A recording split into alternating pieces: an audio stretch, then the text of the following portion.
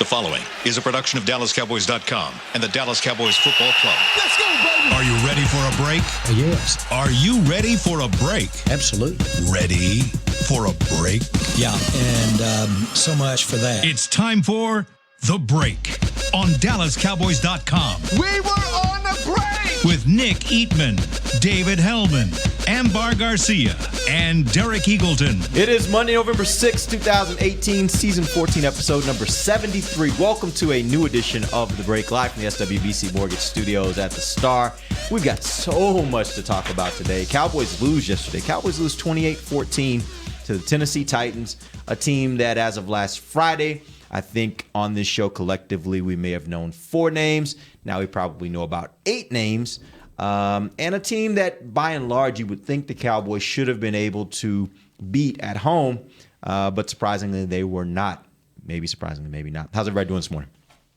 I'm awesome. Awesome. Great. Let's jump right into this. And I want to start as we do a lot of days for following a game, going around the table, and I'd like you guys to give me, again, especially in a game like this, at so many moments, give me what the biggest takeaway or the biggest storyline that you think comes out of a game like this. Nick, let's start with you. I just thought it was all there for them to have a big week. This is a schedule that's going to get really tough, and this is probably the easiest team on the schedule. You had 2 weeks to prepare for it. They didn't look different at all.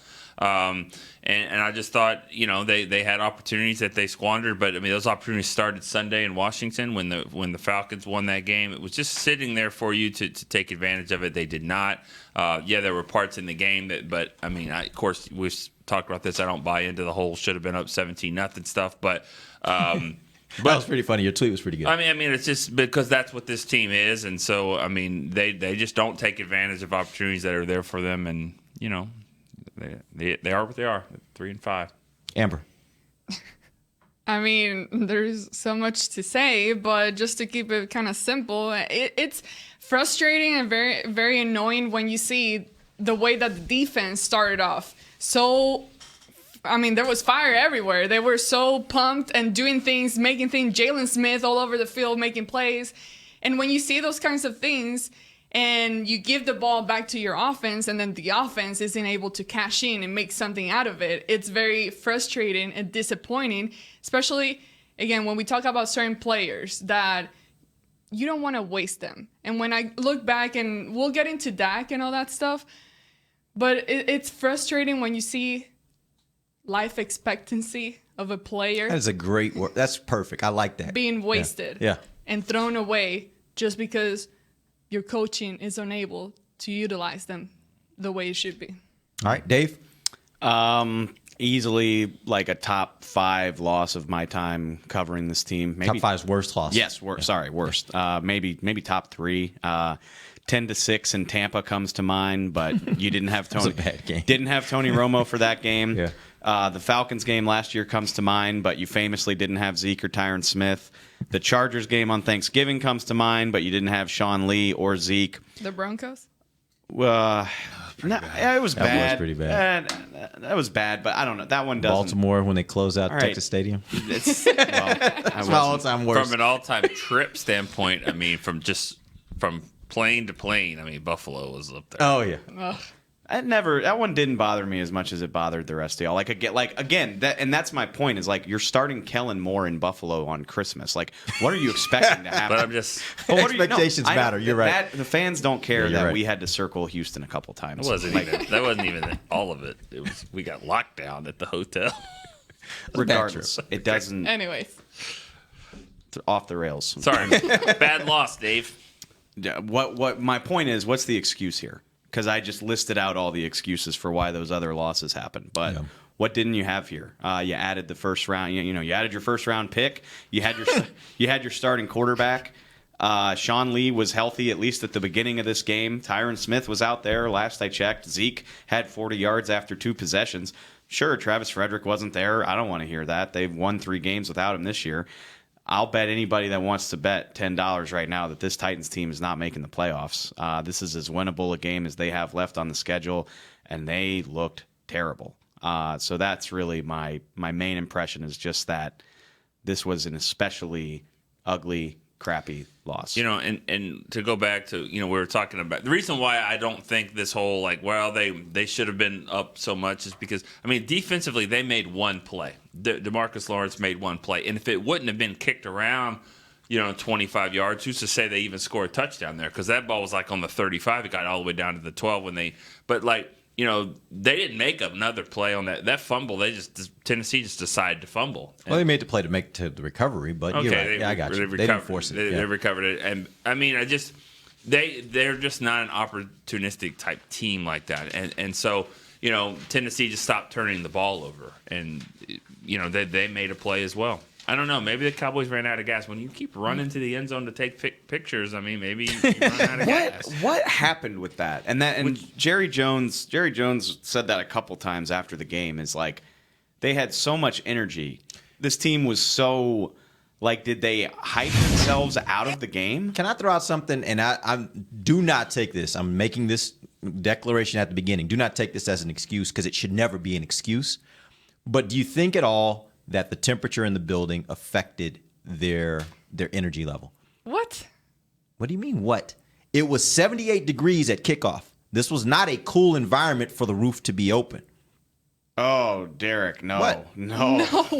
I didn't notice I can't go there with you. There. It was chilly when we went out there in the fourth quarter. In the fourth quarter, yes. Oh my God. Yes. I can't believe you're saying this to me right now. It was. First of all, don't see. This is why I didn't want to say it because you're going to make this seem as though I'm making an excuse. It's not an excuse.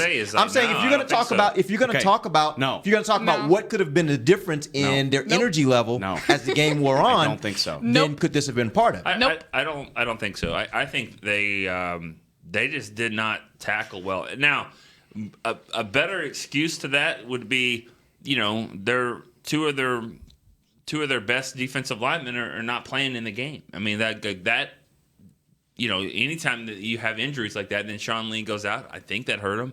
I don't know. Well, I do know this, that I'll say this for Jalen. You talk about two different football games yesterday.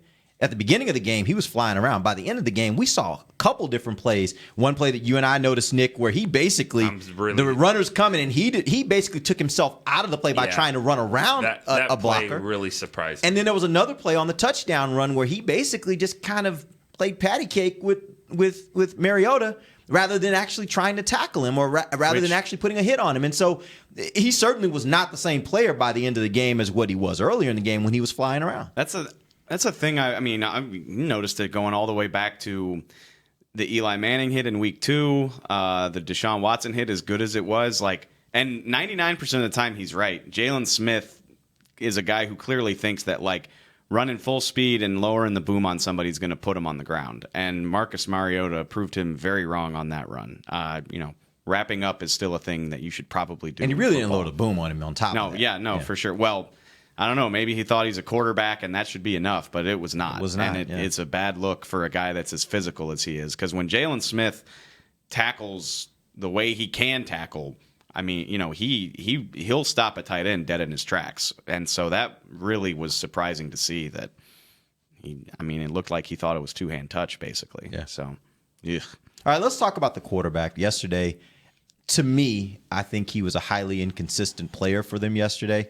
You look at his numbers, though, and his numbers say he had a pretty decent day. Talking about Rain? Yes. Okay. He was 21 of 31, 68% completion percentage, 243 yards, 2 touchdowns, 1 interception, a 99.3 quarterback rating. So statistically, that's a pretty good day for Dakota, right? That's not a bad day.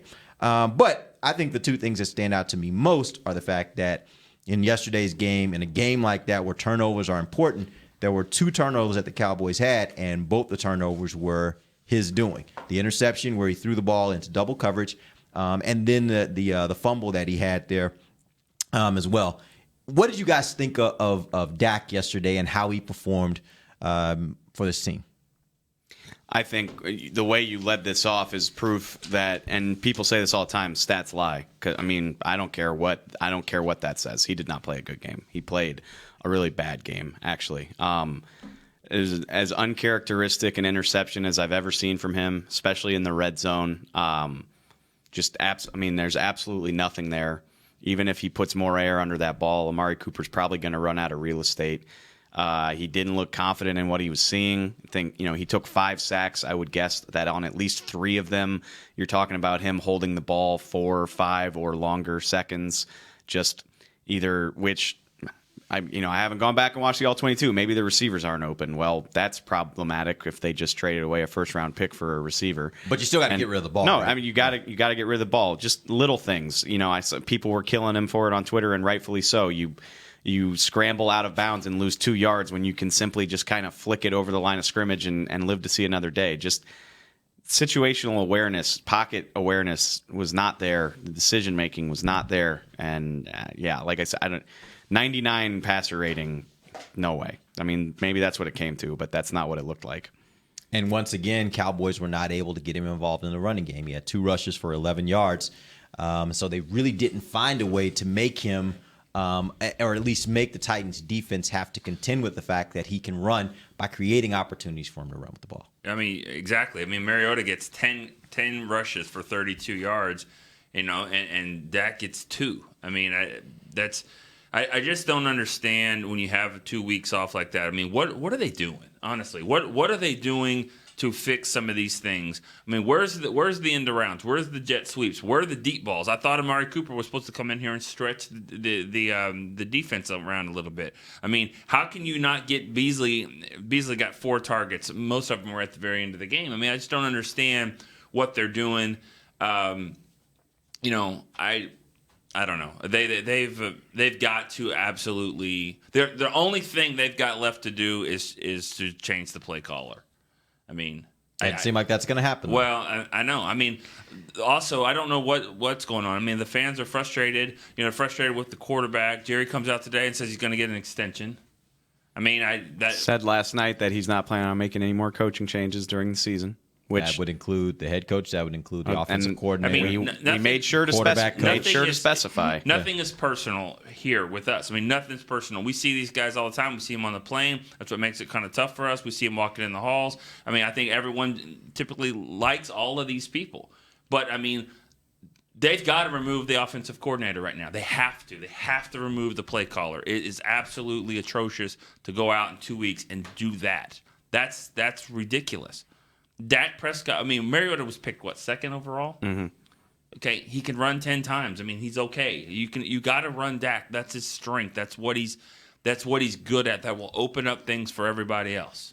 Not to just a modicum of creativity. I mean, how many? Thank you. How many first down runs just right into the line? How many jet actions did we see? Not even talking about trying to get people involved on that. Just the illusion.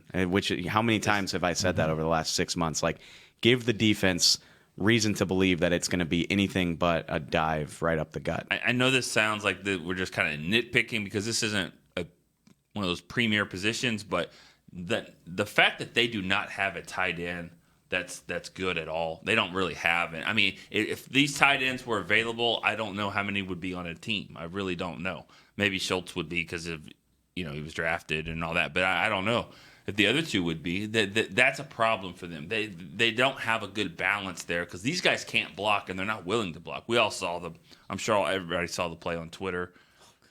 I mean, it wasn't just him though. There was a lot that was wrong with that play. But he's there. Pretty much everything was wrong with that play. I mean, Schultz right. is there, yeah, right? Right? And it's like, okay, linebacker, I don't want him. Zeke will take him. There's a guy on the ground over here. I'm gonna go and see if I can touch him. Yeah, I'm gonna see if Tyron needs help with this guy, right. and I'm just gonna leave their middle linebacker to.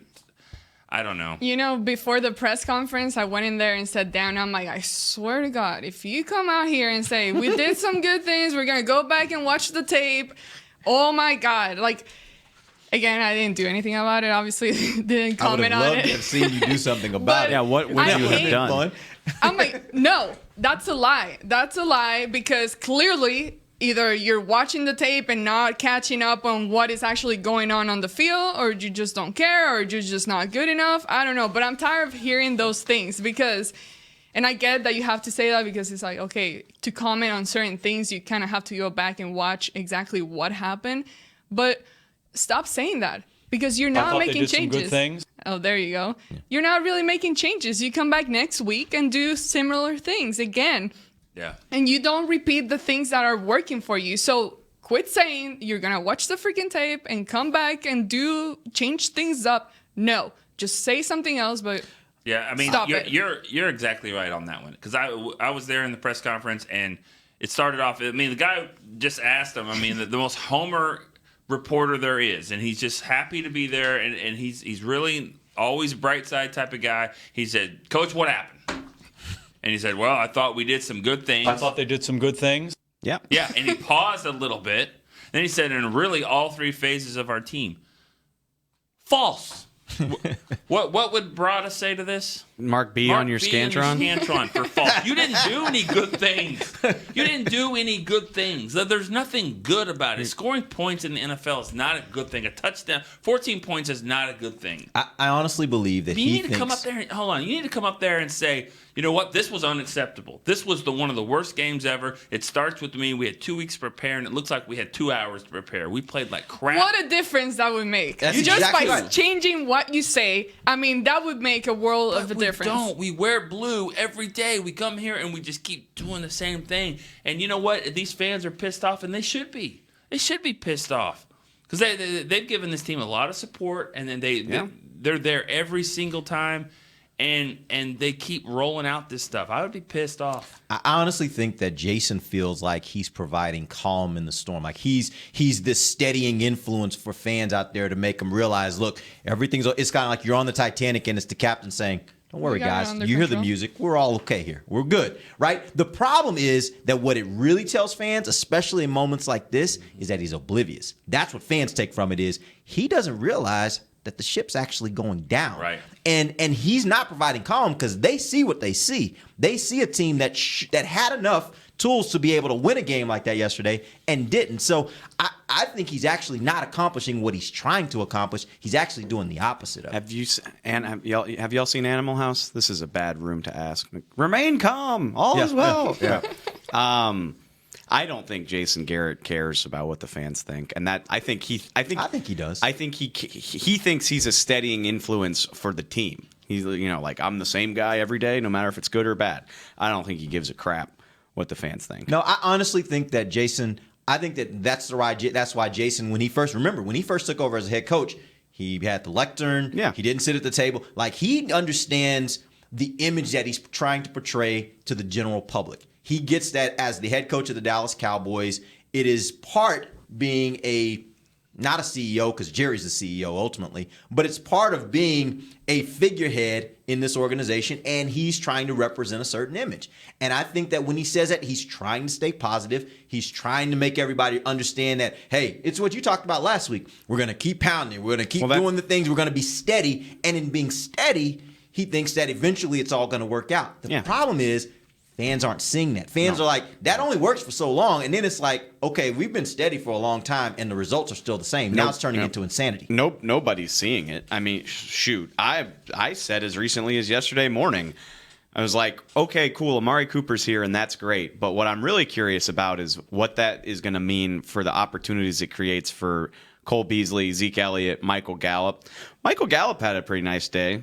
Cole Beasley caught 3 passes for 16 yards, and most of those were on the last series, I think. And they forgot Zeke was on the team after the second possession, which, again, I mean, I gotta watch the tape. I guess I know that's important, Amber. I know that's important, but man, it's hard to believe that there was just nothing there for any of those guys. All right, let's take our first break. When we come back, I do want to ask you guys a question. Jerry did make the comment this morning that Dak will be getting an extension. I want to ask you guys if you think that's the right move. Do you think you've seen enough to be able to say that you agree or disagree with that? We'll do that when we come right back. This is DallasCowboys.com radio. If you're like me and you love... if you have a thing, then cutting the cord is scary. But then I found out I could switch to DirecTV Now and still get the live sports I love. No satellite needed, no bulky hardware, no annual contract, just... Get the live sports you love. Try DirecTV Now for $10 a month for 3 months. Visit DirecTVNow.com. DirecTV Now. More for your thing. That's our thing. Use code REALDEAL. Limited time. Price for little package. After 3 months, renews monthly at full price. Currently minimum $40 unless canceled. Prices may change. New subscribers only. Cancel anytime. Content varies by package and may be limited. Restrictions apply. Star Sports Tours is the only official fan travel partner of the Dallas Cowboys, offering exclusive game weekend travel packages with sideline access and photo ops with current players, alumni, and cheerleaders. That's not all, though. You'll get to talk X's and O's with Senior Director of Player Personnel Will McClay, and of course with yours truly, me, Brian Broaddus. You can trust the official fan travel partner of the Dallas Cowboys, and with us, you'll travel like a pro. Visit cowboystravel.com to book your travel package today. Want to use what the pros use? How about the official men's skincare brand of the Dallas Cowboys, Jack Black? Right now, you can get the Jack Black Playmaker, a curated collection of Cowboys locker room favorites for just $10 with free shipping. The Playmaker includes 4 Jack Black skincare favorites, plus a full-sized Intense Therapy lip balm and a Cowboys can cooler. Go to getjackblack.com/Cowboys and use the code word Cowboys. The Jack Black Playmaker, $10, free shipping. While a player can look good on paper, it's when he's out on the field that you really find out what he's made of. That's why the Cowboys rely on more than just stats and scouting reports when building their team. When picking a tractor, it's why you should rely on more than just specs and features. You've got to take it out and put it to the test. The Cowboys did when they named John Deere their official tractor. Experience one for yourself. Visit myjohndeeredealer.com/football. Back to the break. Welcome back. It is the second segment of the break, live from the SWBC Mortgage Studios at the Star. We're talking about the Cowboys' loss yesterday. They lose to the Tennessee Titans 28-14. They now are 3-5, halfway through the season. Who guessed that was going to happen?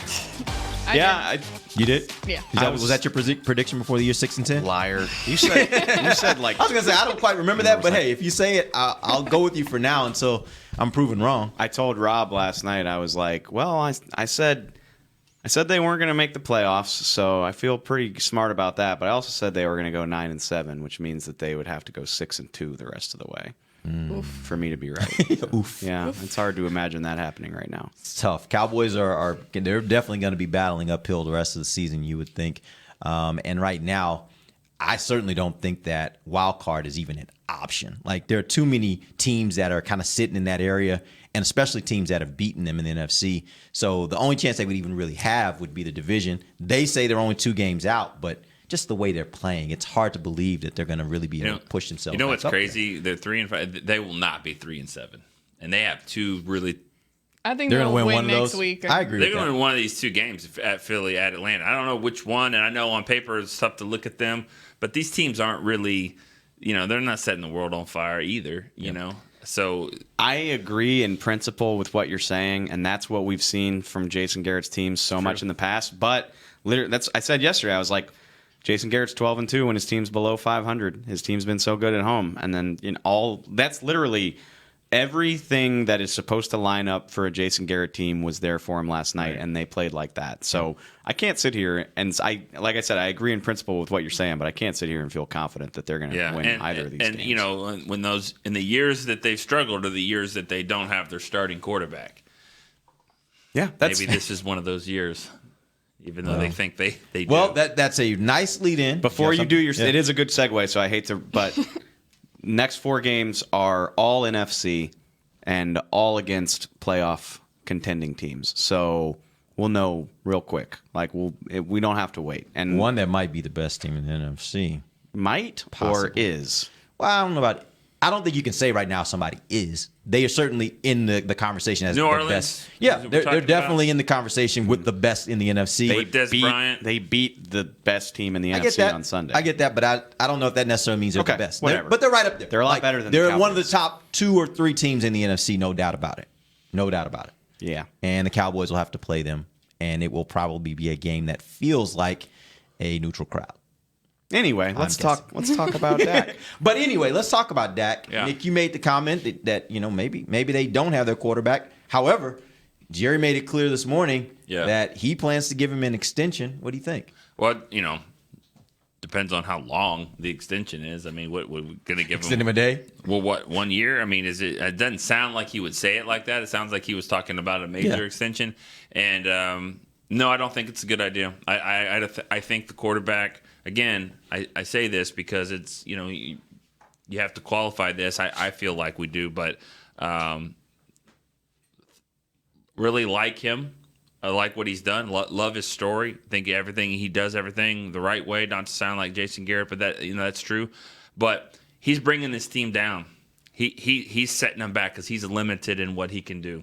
And if they're not going to use him the way that they need to be using him, because he is limited as a passer, in my opinion, but he can do some other things athletically. They don't do that. To me, they treat him like a passer, and he can only give you so much. But couldn't that be what Jerry's kind of alluding to there without saying it? Is after this season, I'm going to have an offensive coordinator that maybe can get that out of him. Okay. Maybe that's what he's thinking. I'm putting words in his mouth because he never said that. But there are things about Dak that we've seen that can be successful.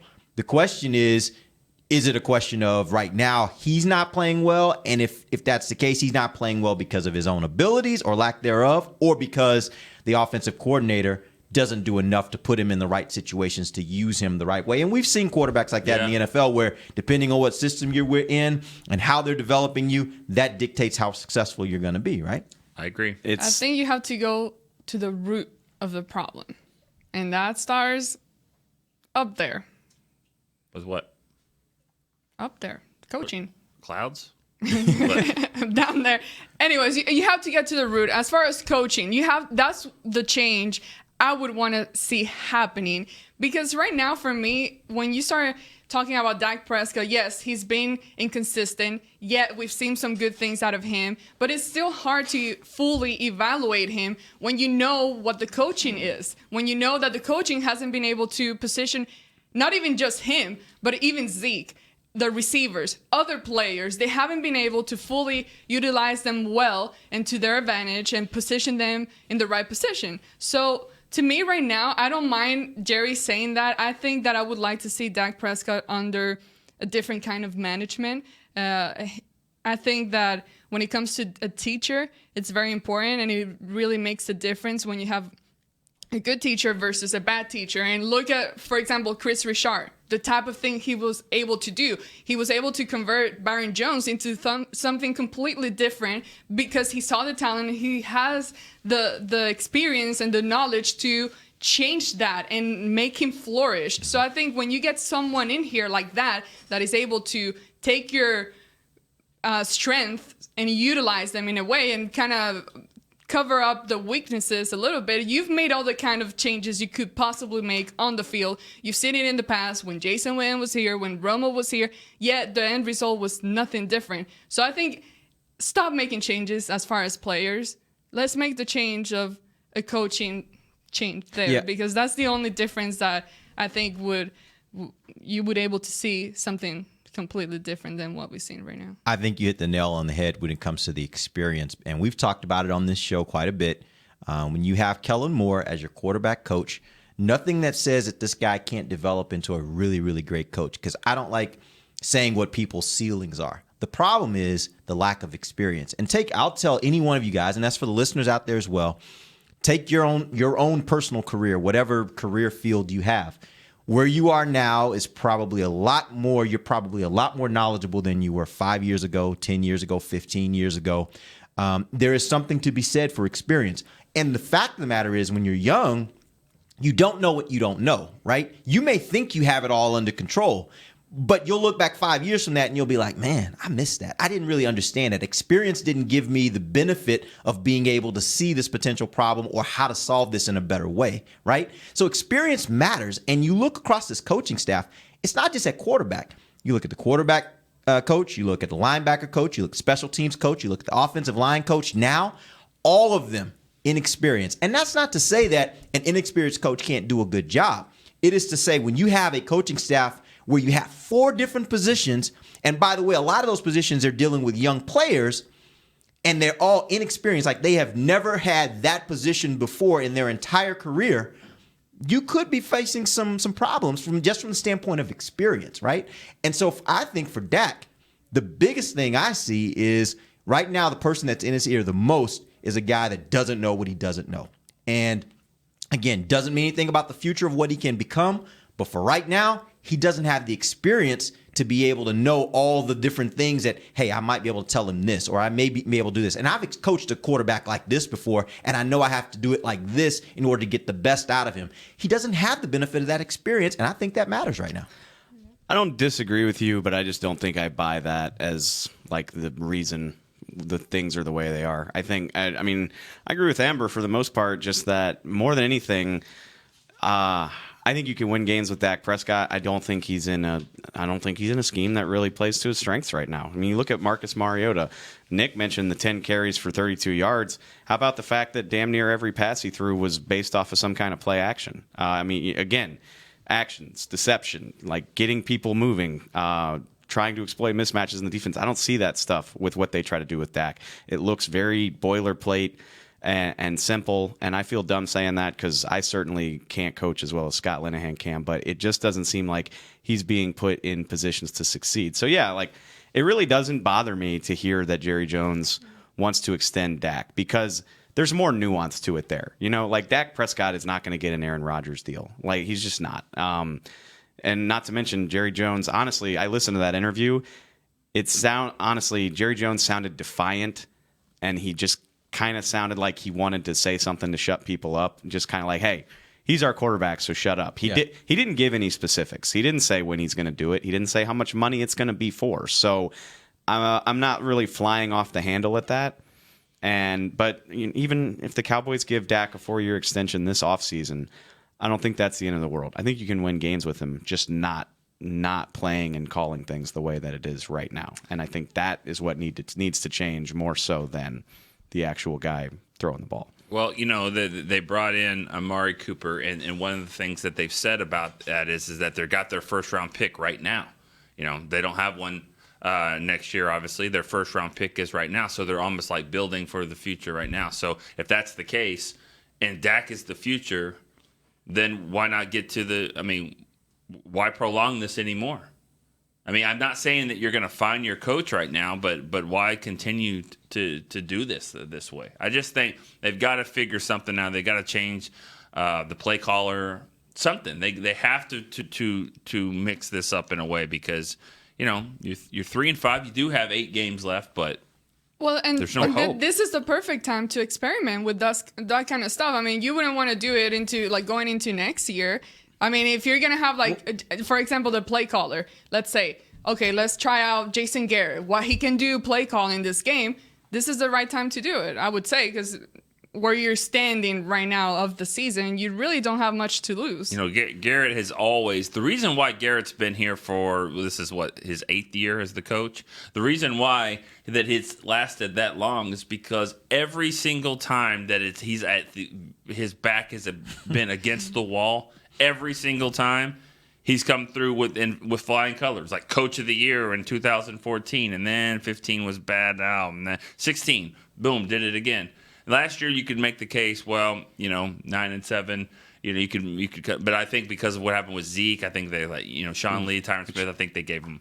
People don't want to hear it, but 9-7 doesn't get you fired from very many jobs. That's true. It just doesn't. It's why Jeff Fisher stuck around in Tennessee for so long. Which is why last night is significant to me, and I sound like a broken record. I don't care. That is atypical of what Garrett teams do. They typically, your back's against the wall. You have a chance to climb back to 500, keep yourself relevant.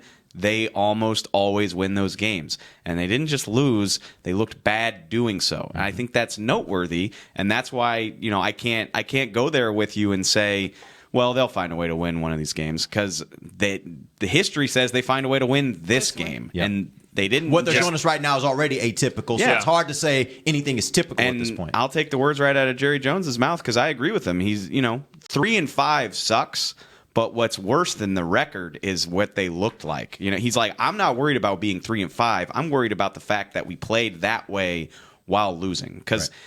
If they lose a shootout and lose, if they lose 31-28 and it's a heartbreaker, but they, Dak played great and just couldn't drag them over the finish line, you can talk yourself into beating 2 mediocre teams on the road. Yeah. But that's not what they looked like. So it's hard to really try to sell anything other than what you saw. Real quick, you get down there, you need to get 2 scores. And, we've been talking about this team being so vanilla. And you get down there, and then it's like, oh, now we're going to throw Beasley a reverse where Beasley's going to throw it to Dak in the end zone. Yeah, in a damn near hopeless situation. Well, that tells you how desperate they may have been at that point that they're just pulling for whatever they could possibly. Imagine if that one would have worked. How awesome would that be? I mean, just the play itself, if they would have made the play work. I don't know. But whatever. Yeah. I don't know if that play's ever really going to work. And there's a reason why quarterbacks aren't that tall or short. I mean, I don't know. You're not gonna. You don't have room down in the 20 to fool a lot of people that right. quickly. You're not gonna run that far. It's got to. But it was. I mean, in fairness, the Eagles Philly ran the special, same thing. Yeah, all that exactly. stuff. Yeah, I understand that, but it was definitely done in a different way. And I don't know. Cole Beasley. It's a tough one because every single time you think, oh, a big game for him, and then you come back, and then I really believe if somebody wants to take him out of a game, they can.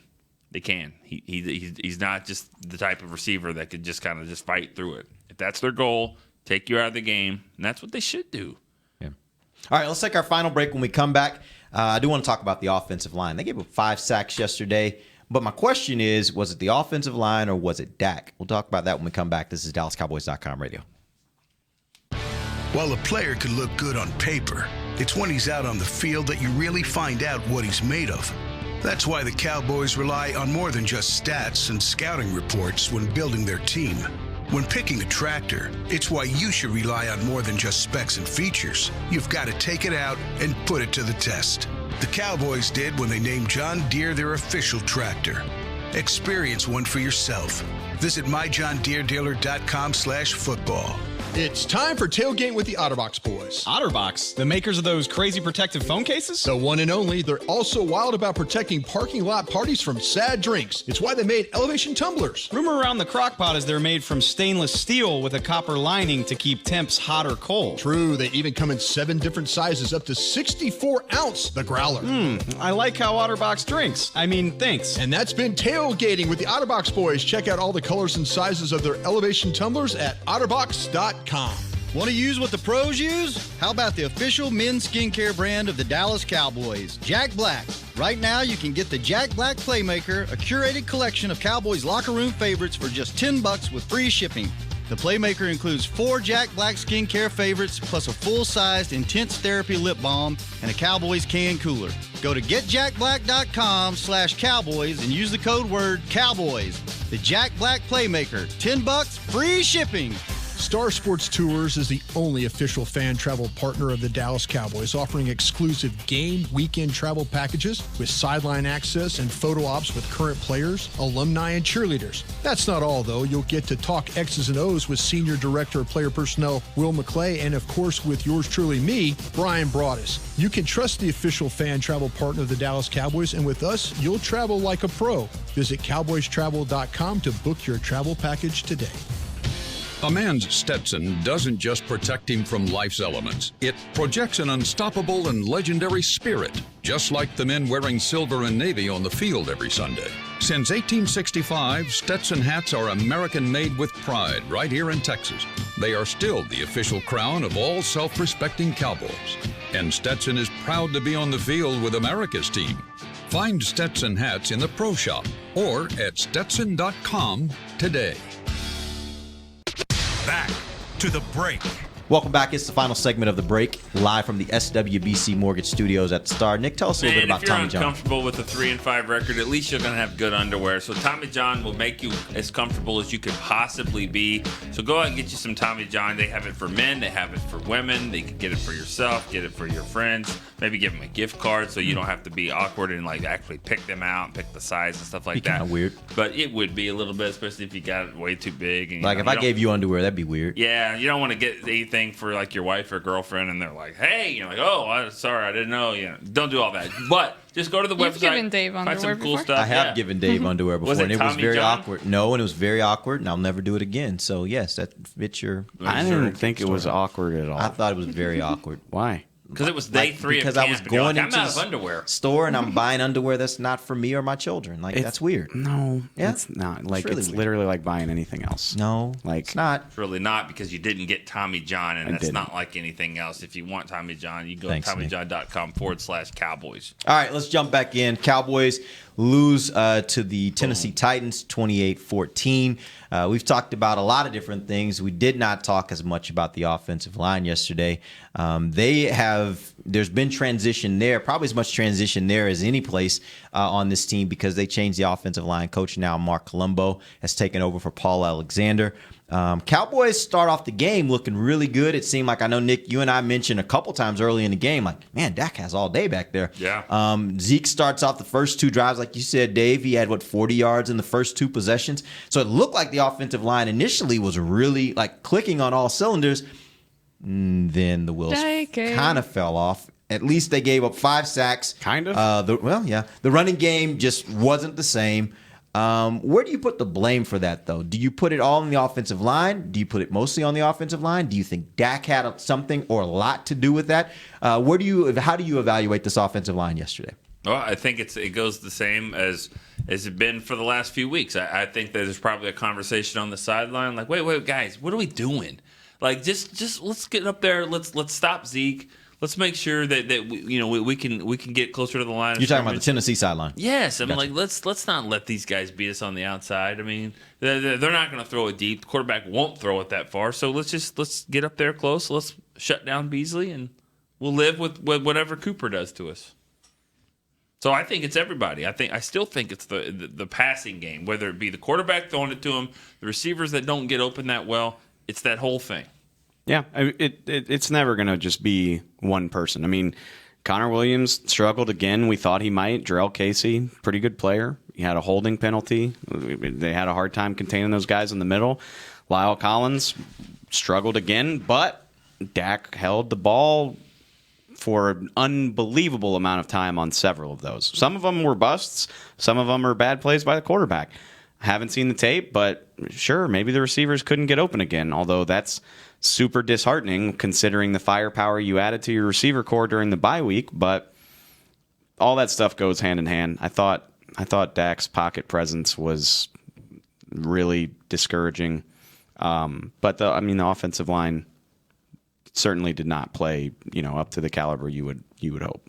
I know that as the season began, we all assumed that when you had a rookie guy like Connor Williams that you're throwing into this line, that there'd be some growing pains. Have you guys gotten to the point now where you still believe, hey, these are just growing pains, by next year he will be a much better player? Or are you starting to sour on the idea that he will be a good player for the Cowboys? I'm not souring on that. I do think that he, it's one thing to play 2 different positions. I still think it'd be nice to see a full offseason with him playing guard. I mean, with a guard's body. I think that he's young. He needs to kind of grow into that. He'll get there, I believe. But I'm not soured on him yet. I don't know if he's playing the right position for him. Maybe he'd be better at right tackle, but if they're going to make him a guard, just commit to it, and he needs that full offseason. Yeah, I mean, you want to see rookies' arrows trend up as the season goes, and Connor Williams he's been a straight line the whole time. I mean, he is what he is, and honestly, that shouldn't be surprising to us because you can't improve what he needs to improve in the 6-day grind of a season. You just can't. He needs to add strength. He needs to add size in order to be able to hold up against those type of players, and these guys lift during the season, but it's like a 30-minute session just to kind of, you're not... Got to pump. Yeah, you're not doing real work in the weight room during the season. You're not adding bulk during the offseason. That is what during the season. That's what the offseason's for. So I still think, all things considered, he's been fine. He's certainly had his share of struggles. I mean... I get it. Move him to tackle, move Lyle to guard. Maybe it would work. Maybe it wouldn't. I hate the idea of throwing a new plan at both of these guys after they've committed to this. I'm not convinced it would look a lot different. Especially in the middle of the season. Yeah, and so I think you just kind of got to stick with it, and you are what you are. Maybe, I've heard the idea thrown around. Xavier Su'a-Filo has been sitting on the sideline for 8 weeks, and maybe. He's a veteran guy. Maybe he could give you a better look, but I kind of doubt it. And I think Connor needs to play if he's going to get better. So I just think you are what you are for 8 more games. And I don't think that's what's sinking the season, though. I think Connor Williams has played well enough for them to have a better record than they do right now. Yep. As far as Dak, I start thinking, okay, well, anticipation and reflexes only comes with experience. And then I started thinking of ways to justify him in that aspect. You know, he's still young, he's still learning. But then at the same time, you go back and it's like, okay, you're in your third year now. Those things should start coming in natural at this point. And when you start seeing him hesitate, and then I start thinking, okay, well, maybe it comes back from the coaching where now you're just not feeling 100%. Although he's a very confident guy, maybe you're just not feeling 100% confident and comfortable. If you don't fully trust the play caller and whoever's talking in your ear, then that's going to create some kind of hesitation in you and doubt yourself. So there's so many little things that play into this whole mess, but it's kind of hard to figure out at this point. That was exactly the point I was making when it came to the inexperience of the guy that's talking that's talking to him regularly. Is I think Dak this year has been far more tentative than we've seen him be. I think he's been not as there have been so many times this year where we've seen him kind of standing back there and you're like, pull the trigger, and he's just not willing to do it. And I don't know that we saw that as much year before last. And last year, up before the Atlanta game, you didn't really see a whole lot of that either. And so it just makes me wonder if, again, the experience of the quarterback coach is not a part of the problem. I'm gonna throw something out there and also give a shout out to my dad. My dad is probably listening. He listens to us every day. He loves watching us. He's a really good pool player. Okay, he's really good. He's been in tournaments and stuff like that, and he knows how one shot leads to this shot, leads to this shot. You got to be 3 or 4 shots ahead if you want to be good. If your kicker just missed a field goal, it's up 7-0. Are you going to go for fourth down on the 4-yard line? Are you going to go for it? Probably not. You're going to take a 10. But if it's 4th and goal from the 1, are you going to go for it? Yeah, I think so too. Go up 14-0. That's the kind of crap that I think this team doesn't do well at all. It's 1st and goal from the 4-yard line, and you run a counter with all of your linemen coming here. It takes 4 days to get there. They finally do, and the defenses are fast. They get there, boom, now you're on the 6. Now you got to throw. And if you throw, now Dak throws a pick. And they know you're going to throw, by the way, at this point. You run north. You get the ball, and you get north. And, can we get – that's the stuff I'm talking about putting an Antoine Woods in there. Give me some beef because tight ends are not big enough to do anything. Give me some beef. Your fullback's versatile. I mean, your fullback he's not a physical like fullback. He's more of an H-back. He needs some beef to go north. Now it's 2nd and goal from the 2. Do it again. Interesting you said they need some beef. Now it's 3rd and goal from the 1. Now it's 4th. I mean, whatever. Now Dak can go. Let somebody push him from the back, and you can score. But it's first. That play lost the game for him. 2-yard loss to Zeke. Completely lost the game. You get up 14-0 on them. The way that thing's going, I like things a little bit different. But you got to play 2 to 3 shots ahead, not just let's just run this counter play here. I mean, why? It takes forever down there. Yeah, no, I mean, they never. Very rarely does it seem like they make a play call with the next play in mind. Yes. It's very reactionary. And that's been the case. I mean, it's only tangentially related, but you see another miscue with the challenges. You challenge them, miss the challenge and lose a timeout early in the half. That was a weird play. I didn't have a problem with that challenge, though, for some reason, because it was hard to see in real time. And in those kind of instances, it was a huge play, gave them a 1st down.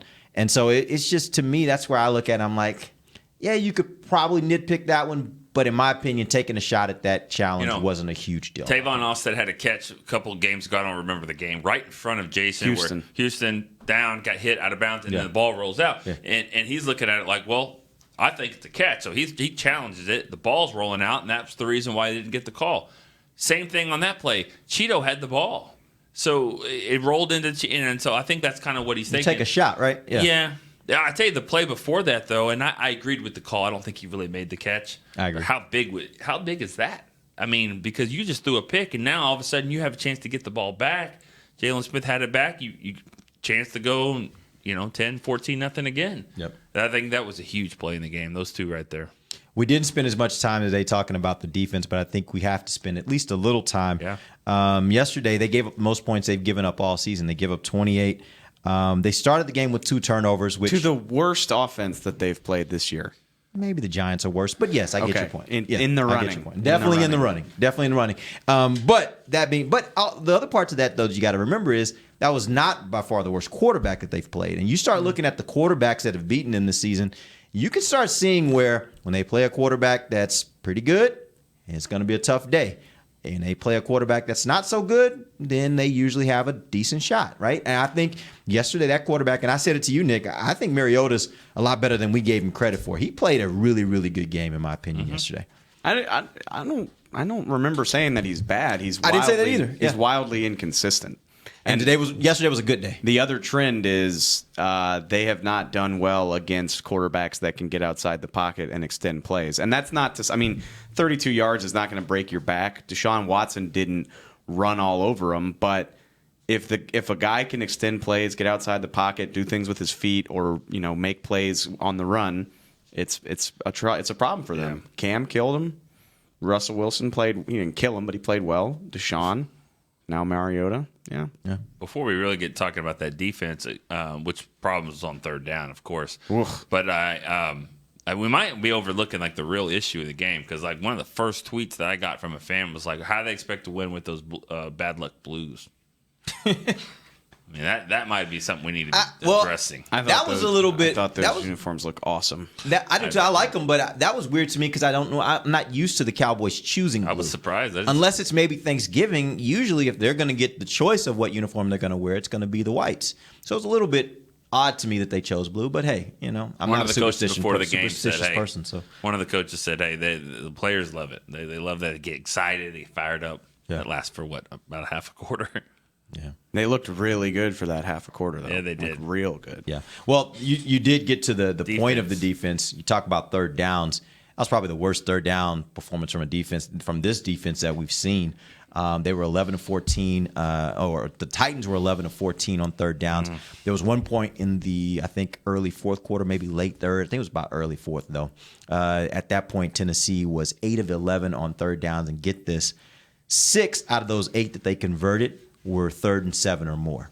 You get to 3rd and 7, you feel like you've done your job. You've held them on 2 downs to 3 yards or less, and the Cowboys couldn't get off the field on 6 of those 8. Not making excuse there, but that's where you need your best pass rushers. That's where they're missing. Now, Daniel Ross played an outstanding game. Yeah, he did. Look at his stats; it's unbelievable. And there's a sack in there that was another huge play in the game. Tennessee calling that timeout. Yeah, that's a 46-yard difference. That was ridiculous. DeMarcus Lawrence played really good too. He did. He played a great game.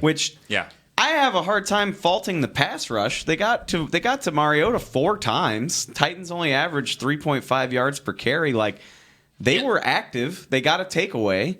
I mean, as much credit as we've given them and as good as they've been, like, the back 7 was not awesome yesterday. I mean, I'm done. I apologize to everybody. I'm not superstitious, but like, I'm done. I'm not going to be dismissive of any more opponents, because I sat here I was like, these wide receivers are terrible. Like, their wide receivers worked this secondary. They did. I mean, what? Their leading receiver only had 60 yards. It's not like somebody just blew up, but like, they just made all of the important catches when they needed to. And I'd never even. I mean, Taywan Taylor, Batson, like, who are these guys? I was really surprised by that. Can I play the host for just a second and ask a question to Absolutely. Will Sean Lee play another game for the Cowboys? Ever? I wouldn't be surprised if he didn't, but that depends on.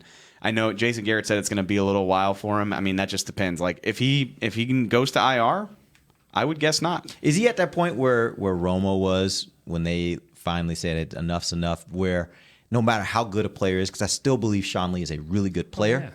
But it's one of those situations where you just can't trust him to stay healthy. And he's now getting hurt on very routine plays. He's just running, and the hamstring pulls. He has problems with the hamstring. So is it just at that point where the Cowboys have to just say, we just can't trust you to be healthy? I know. As long as we're being brutally honest, they didn't used to have that option because the drop-off in play was so severe. Right. And Leighton Vander Esch and Jalen Smith weren't amazing all throughout that game. I mean, we talked about Jalen right along with everybody else, by the way. But the drop-off is not as severe as it used to be. You've got guys who can do that, and that's why you drafted Vander Esch in the first place. But before the injury, the touchdown, Dion Lewis, 18 yards, that was if you saw Sean Lee on that play, he couldn't get there. I mean, no, I get it. Lewis is a quick, fast back, but the angle he took, it really wasn't that close.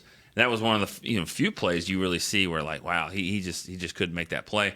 Again, we all love Sean Lee, but I just wonder, it's going to be a few weeks, like you said.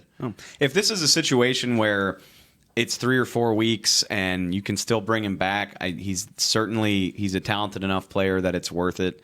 He can still help this team. Like, don't come at me like Sean Lee's just all of a sudden just this terrible football player. Right, but he's not.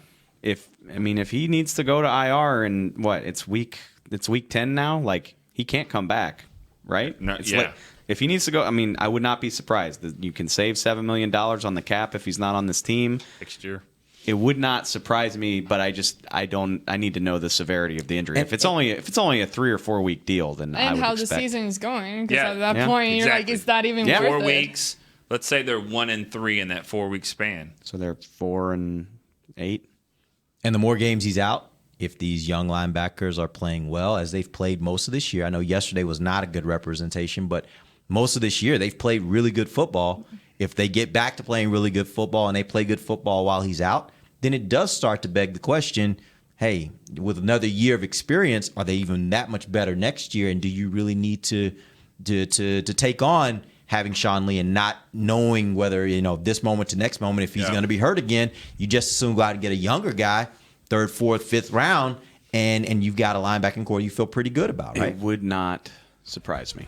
So, all right, guys, we'll be back tomorrow. Something to watch. Tomorrow we will we'll get into some talk of the Philadelphia Eagles. We'll have to jump right on that because we'll be back to Dave giving us a scouting report. We'll talk about the Eagles offense tomorrow. To them, for Nick Eatman, Dave Hellman, Amber Garcia, I'm Derek Eagleton. This has been The Break, live on DallasCowboys.com radio. This has been a production of DallasCowboys.com and the Dallas Cowboys Football Club. How about this, Cowboys? Yeah!